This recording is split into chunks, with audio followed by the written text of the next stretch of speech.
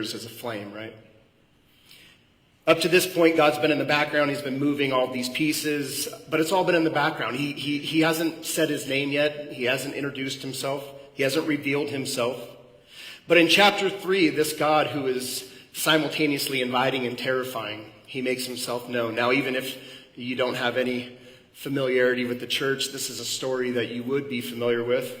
Moses and the burning bush. There's been a bunch of movies. Charlton Heston did one, I want to give us just a little bit of background into what's taking place here, just to kind of set this up for us.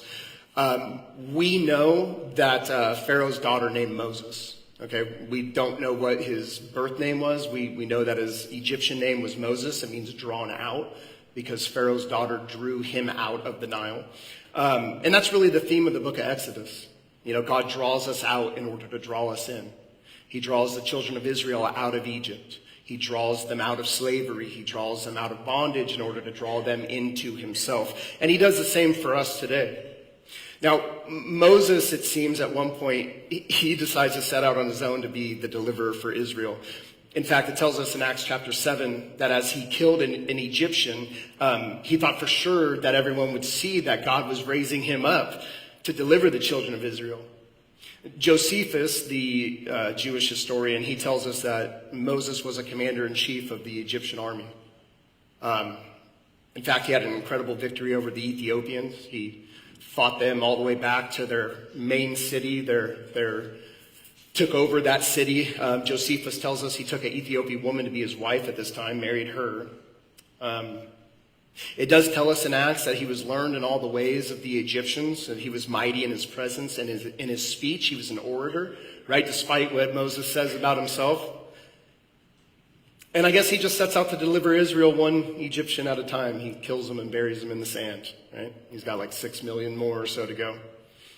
But he comes out the next day and he finds 2 Israelites fighting with each other. And he says, "What are you guys doing? You guys are brothers. Knock it off." And they go, "Oh, what are you going to do? Kill one of us like you did the Egyptian the other day and bury him in the sand?" And it says Moses was freaked out when he heard this. And Pharaoh then gives orders to have Moses killed. So Moses flees. He runs to Midian, which is Saudi Arabia. And it says while he's there, he sits down by a well. And as he's there, 7 sisters come in with their father's flock of sheep. And they come to water the sheep at the well. And some shepherds show up, and apparently they're harassing the girls. They won't let them use the well. Moses comes up. He drives the shepherds off. He draws water for the girls. He waters their flocks. And then after this, the girls go back home, and they tell their father about this Egyptian who came and ran off the shepherds and watered the flock. And he's like, "Well, where is he at? Go get him."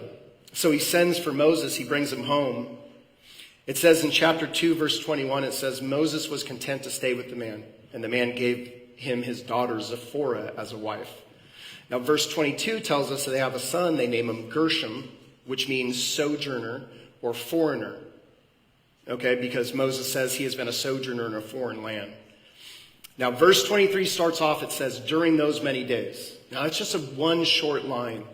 But in between the end of verse 22 and the beginning of verse 23, 40 years have passed.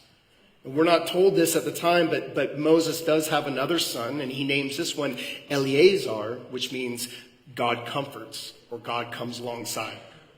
So Moses spends 40 years in the desert, learning a new trade, learning to be a shepherd. And there's really something remarkable taking place here. When he first gets to Midian, he's the general of an Egyptian army. He's got all these things going for it, yet none of that stuff will help him to do the job that God has called him to do in delivering the children of Israel. But during those many days, you see God is working on the man, and you see the way it plays out in the names of his children. His first child, sojourn, foreigner. Second child, God is comforting. God comes alongside. So now Moses is in the wilderness. We're told that in verse 1 of chapter 3. And it's the first time we see that word used in the Bible, wilderness. I'm not a scholar. I haven't gone to college. I've studied a little bit of Hebrew. One of the real interesting things about Hebrew is every Hebrew word has a root verb. And the root verb for wilderness is this word midbar. And it means to listen, to hear, to speak, to commune, or to arrange. And so he's in the desert. He's in this place where God speaks and God begins to commune with him. And listen, as Christians, we find ourselves in the desert at times too, don't we? Any of you guys? No, just me? The first thing we do when we get in the desert, what do? We try to figure out a way out, right? As though it's a geographical position, and it's not. It's spiritual, But that's the first thing we do. We're like, oh, we got to get out of here. There are certain lessons in our lives that can only be learned in the desert. And they're not electives. They're mandatory courses. We're all going to go through it. God, it says, will take us there. He took John the Baptist into the wilderness, raised him up. He took him to Arabia, it said, for years and raised Paul up. John is driven to Patmos and raised up. And you could just go down the line. David was anointed to be king at 17. He was not the king he was anointed to be for decades after that. God raises up the man, and here he takes Moses, he separates him, and he begins, no doubt, to speak to him and commune to him during those days. Now, verses 23 through 25 of chapter 2 are going to set this up for us. So I'm going to read those for us real quick. And this is what it says. It says, during those many days, the king of Egypt died, and the people of Israel groaned because of their slavery and cried out for help. Their cry for rescue from slavery came up to God, and God heard their groaning, and God remembered his covenant with Abraham, with Isaac, and with Jacob.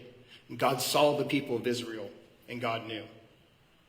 And God had told Abraham that he would take his descendants down into a foreign land, and that they would be there for 4 generations. And after 400 years, he would bring them out. And apparently this mark is coming because it says God remembers his covenant, right? It doesn't say God forgot his covenant. God can't forget. God knows everything all at once, right? So God can't forget. Wonderfully for you and for me, though, God can choose not to remember, right? And that's a vastly different thing. It says our sin and our iniquities, he remembers no more. And that's by his choice, through the blood of his son, obviously. But it says he remembers his covenant. It's brought to the forefront. All right, so let's get in the story. Exodus 3. We're going to pick it up in verse 1. It says, now Moses was keeping the flock of his father-in-law Jethro, the priest of Midian, and he led his flock to the west side of the wilderness. There's our word, first time in the Bible. And he came to Horeb, the mountain of God. And the angel of the Lord appeared to him in a flame of fire out of the midst of a bush. And he looked, and behold, the bush was burning, and yet it was not consumed. Now Moses is writing this. This is firsthand account for him. He's just spent 40 years on the backside of the wilderness. Right? 40 years with sheep, 40 years of monotony, 40 years of the same thing over and over and over. And out of nowhere, he looks and he sees this bush and it's on fire. And he's like, oh, that's something new. I'll go check this out, right? So he runs over and it says, Moses said, I will turn aside to see this great sight, why the bush is not burned. And when the Lord saw that he turned aside to see, God called to him out of the bush. Now, no doubt this is Jesus Christ, right? Only Jesus can be God and the messenger, right? But he calls out of the bush. He says, Moses, Moses. And he said, here I am. And then he said, do not come near. Take your sandals off your feet, for the place on which you are standing is holy ground. Moses is 80 years old at this point. He spent his first 40 years in Egypt, his next 40 years in the wilderness. Now at 80 years old, he has an encounter with the living God. How remarkable is that? Look, and don't we find ourselves at time, honestly, like wrestling with God, wrestling with his timing, wrestling with his quietness, right? Just wondering why, and begging God, why don't you help? Why don't you come in and rescue, do something, right? But God has his time, and God, it says, is watching, and he does hear, and he has come down. God says, I am the God of your father, the God of Abraham, the God of Isaac, and the God of Jacob. And Moses hid his face, for he was afraid to look at God. And the Lord said, I have surely seen the affliction of my people who are in Egypt, and I have heard their cry because of their taskmasters. I know their suffering, and I have come down to deliver them out of the hand of the Egyptians. And so much like Jesus Christ, who came down and tabernacled amongst us. And look, it doesn't say that he came down because they deserved it. It doesn't say he came down because they were good. It doesn't say he came down because they were doing everything right. He says he heard their cry. And listen, the children of Israel, they have and they will continue in the future to give themselves over to idolatry, right? We see that. They spend 40 years in the desert as a result of it. They will compromise, and yet in their brokenness, God responds. It's grace, right? I mean, this is election. He says, and to bring them out of that land to a good and broad land, a land flowing with milk and honey, to the place of the Canaanites, the Hittites, the Amorites, the Perizzites, the Hivites, and the Jebusites. And now, behold, the cry of the people of Israel has come to me, and I have also seen the oppression with which the Egyptians oppress them. Come, I will send you to Pharaoh, that you may bring my people, the children of Israel, out of Egypt. So here's Moses' commission, right? This isn't from a university. It's not from a king. It's not from Pharaoh. This is from a burning bush. And look, he spent 40 years being prepared for this exact moment. It took him 40 years to realize he wasn't a stranger in a foreign land, but that he was at a place where God would come alongside. 40 years earlier, Moses went, and now he's sent. Big difference. Moses said to God, who am I that I should go to Pharaoh and bring the children of Israel out of Egypt? It seems it took Moses 40 years to learn that lesson. 40 years earlier, he was all more than confident in who he was. He was ready to go. Now, 40 years later, he's not so sure, right? God says, but I will be with you, and this shall be the sign for you that I have sent you. When you have brought the people of Egypt, when you have brought the people out of Egypt, you shall serve God in this mountain. Then Moses said to God, if I come to the people of Israel and say to them, the God of your fathers has sent me to you, and they ask me, what is his name? What shall I say to them? And God said to Moses, I am who I am. And he said, say this to the people of Israel, let them know I am has sent me to you. Now, I don't know if Moses is comforted by this at all. That would just confuse the heck out of me. I mean, it doesn't make any sense, right? But God tells him, Moses, all you need to know is I am who I am. That's all you need to know, right? And that's important because Moses is in the midst of like a identity crisis. He's insecure and God doesn't say, Moses, don't worry about it. You're good, dude. You're great. You've gone to school. You're smart. You're educated. You'll be fine. He says, Moses, listen, no, I got you covered. I have all the needs that you need. All of your surplus, all of your supplies. I have all of that covered for you. The interesting thing, I think, is what we see in this text is God introducing himself with his personal name, right? Like, my name is Daniel Izzarelli. That's my legal name. I have some nicknames. I'm not going to share them with you guys. But I do have some nicknames. But this is God introducing himself with his personal name. And it seems meant to deliberately blow up our categories. Because this is what he says. If I say I am, right, I have to follow that up with something. I can't just leave it blank. So I am a father, I am a landscaper, I am whatever, right? You have to fill in the blank there, but for God, this is a circular argument. For him, he's making a point. He doesn't say I am this, he says I am who I am. There's two categories in this world. You have creation and creator, right? And in those two columns, you have God as creator and nothing else. And the other column is everything else. Does that make sense? God says, I am who I am. And what God is saying is, I am whatever I need to be in relationship to my people. And that will always be how God identifies himself. When Abraham offers Isaac and God interrupts him, he says, name that place Jehovah Jireh. Now, the Jehovah is just an extension of the I am. I don't really have time to get into that. But what it's saying is God is my provider, Jehovah Jireh. When Moses brings the children of Israel finally out of Egypt and into the wilderness, God says, I am your healer, Jehovah Rapha. Right? He says, I will not put any of the diseases that I put on the Egyptians onto you. When Moses is fighting Amalek after he wins the victory and God tells him, build an altar there and name that place, I am your banner, Jehovah Nissi. Because that's what they needed then. When God appears to Gideon, it says Gideon has no peace because he sees God and he thinks, I'm not going to be able to live now. God tells him, build an altar and name that place Jehovah Shalom. I am your peace. David says to us, the Lord is my shepherd, Jehovah Ra. I am your shepherd. You will lack no good thing. David knew that was better than any bank account, being a shepherd himself. When the children of Israel are about to be carried away to Babylon and Jeremiah is prophesying to them because of all their sin, and God says, there's a day coming when you will call me Jehovah Sekhanim. I am your righteousness. And then in Ezekiel 48, as they're driven out of the land, God tells Ezekiel that on that day the people will call him Jehovah Shammah. I am ever present. 7 names for God.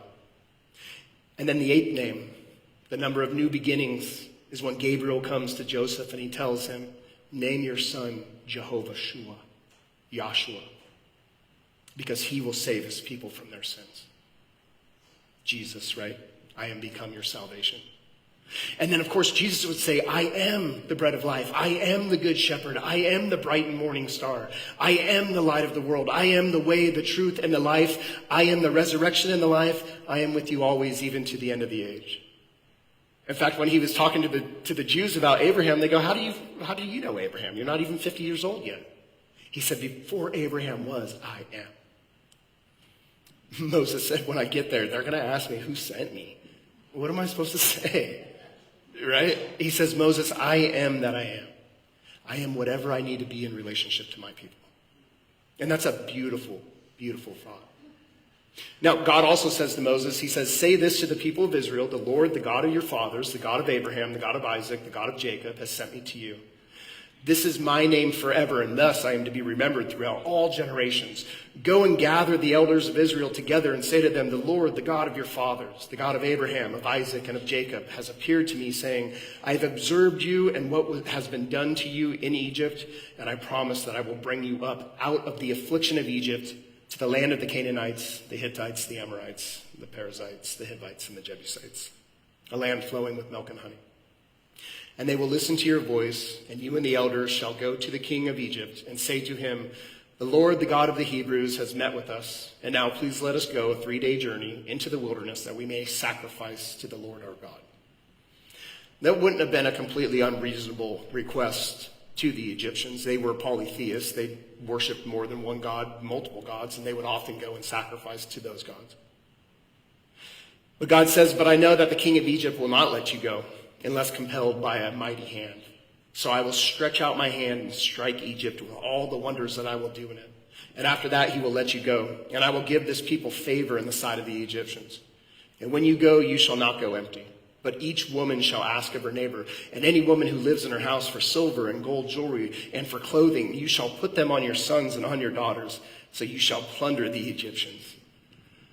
By the time they're done, they're so fed up and they're just eager to see the Jews get out of there, you know. But what God is saying, he's like, listen, I'm going to make sure when you leave, you're going with all the wages that Pharaoh withheld from you. He's making sure they're not going to get shortchanged at all. Moses answered, but behold, they will not believe me or listen to my voice, for they will say, the Lord did not appear to you. The Lord said to him, what is that in your hand? And he said, a staff. He said, throw it on the ground. So he threw it on the ground, and it became a serpent. And Moses ran from it. But the Lord said to Moses, put out your hand and catch it by the tail. So he put out his hand, and he caught it, and it became a staff in his hand. God didn't ask him what was in his hand because God didn't know what it was. He asked Moses what was in his hand because Moses didn't know what it was. It's the same question God asks us. What's in our hand? What are we doing? The problem was Moses knew it so well he didn't know it at all. He was so familiar to it that he just knew it by touch. He knew where the knots were. He knew where the smooth parts were. He knew where he liked to hold it. 40 years of lanolin and the sheep. I mean, he knew it by feel. To Moses, that staff was a reminder of his failure. To Moses, it was a reminder of the monotony of failure. It was a reminder that he was wanted in Egypt, that it could have been the scepter of Egypt, being the daughter or the son of Pharaoh's daughter. But now the word actually means a dead stick. It took 80 years for God to put it in there, to put that stick in his hand. And Moses had no idea what it was. Like he didn't. He just thought it was a dead stick. It was going to turn the Nile to blood, right? It was going to turn the dust of the land to lice. The Egyptians in Egypt, they would call it the finger of God. He was going to hold it up in front of the Red Sea and it was going to part. He was going to hold it up in a battle with Amalek, and as long as he held it up, they were going to have victory. 30 years after this, under Aaron's care, it was going to bud and bring forth almonds and leaves and flowers. This dead stick in Moses' hand. He had no idea what it was. God said, throw it down in front of me. And to be honest, I think we get to the same place when we hold on to something for so long, we just take it for granted. We lose the magic and the wonder of what God's doing. We lose the truth of his sovereignty.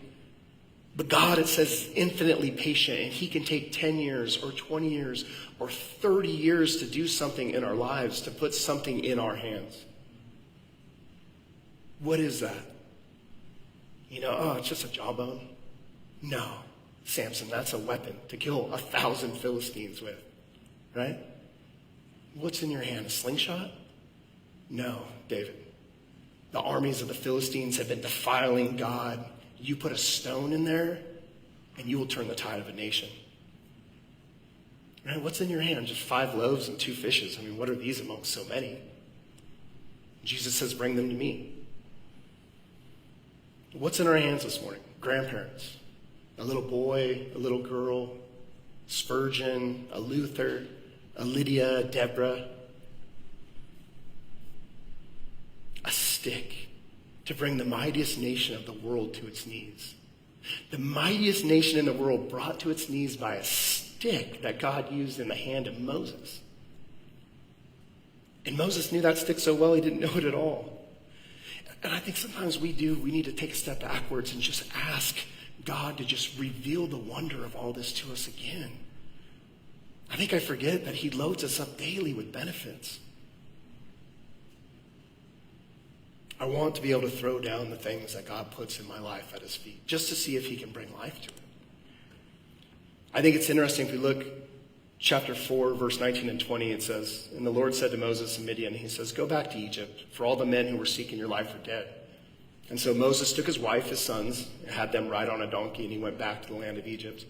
And it says, and Moses took the staff of God in his hand. It was in his hand for 40 years. He didn't even know what it was. But in an instant, he decided to turn aside and go and commune with God and change the course of a nation. 3 questions here I think we need to look at. The first one is, who am I? Right? The second one is, Lord, who are you? And then the third one is, what's in our hands? And the thing is, if we determine what's in our hand by that first question, who am I? We're never going to get anywhere. Moses said, who am I that I should go? I'm a failure. I've been living with it for 40 years. This stupid stick in my hand is a reminder every day that it used to be the scepter of Egypt and how I failed miserably. Or do we determine what's in our hand by the second question, Lord, who are you? He says, I am that I am. I am your provider. I am your peace. I am your healer. I am your righteousness. I am your shepherd. I am your light. I am the bread of life. I am the resurrection and the life. I am the way, the truth, and the life. I am with you always, even to the end of the age. The Bible says he is the same yesterday, today, and forever. And if that's not true, we might as well all just go home and not come to church, right? But the truth is, we believe that he can take a junior high kid or a teenager or a 40-year-old or an 80-year-old and change a community, change a city, change a nation. Look, Abraham, Joseph, Moses, Daniel, David, none of them were pastors or Bible teachers. They were administrators. They were all administrators, and they all stood next to people that were in power. But they all changed the course of nations because they were faithful with the calling that God had placed them in. They understood that the place that they stood was a place that God had called them to stand in. And they let God have his way through their lives. Even though many times it didn't seem admirable at first. I mean, look at Daniel's carried away to Babylon, stripped away from his parents at 13 years old. Right? Joseph, sold into bondage by his brothers who hated him. Moses, 40 years in the desert. But all of them stepped forward and said, here am I. Lord, do whatever you need to do in my life.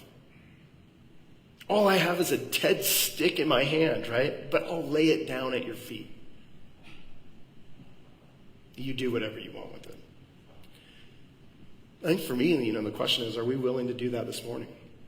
Are we willing to lay down the things that we hold on to so tightly, the things that seem dead to us, but to lay them down at the Lord's feet and just to see if he would bring life to them? I want to be willing to turn aside this morning and just say, Lord, here I am. Use me. Whatever that looks like. I know I don't have much. I don't even know what he could do with what I got, But what I have, I do want to lay down at his feet. If we can, I just want to ask if you guys can stand this morning. I'd ask that you'd stand. If you can't stand, raise our hands. I just want to be able to lift up kind of our hearts before God in a room full of people, right? Just to say, here I am, Lord, use me. All that I have, I lay at your feet. Let's pray together. Father, thank you for your goodness, your grace. God, thank you that you remember your covenant. God, thank you for what you're doing in our lives. Lord, I pray that you would just help us to understand the things that you've placed in our lives, the care that you've given us of. And Lord, I ask that you would just allow us, Lord, to lay these things back down at your feet. Father, allow us to see just the beauty, the majesty, and the wonder of who you are and what you can do in these things. It's all for you, Lord. In Jesus' name we pray. Amen.